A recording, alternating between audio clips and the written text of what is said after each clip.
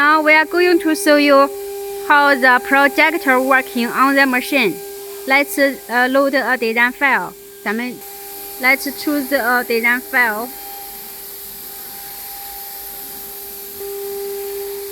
After you choose this design file, you can see on the table, engineer can move this mouse to select the person he wants to cut.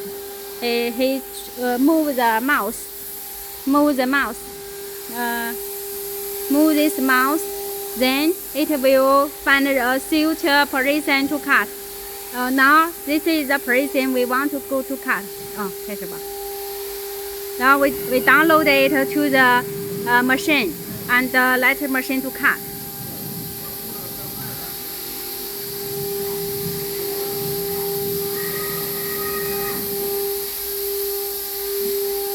Finished to cut now. Going to take it out. Then we finish the cut. This is the project function. It has a remote DSP controller.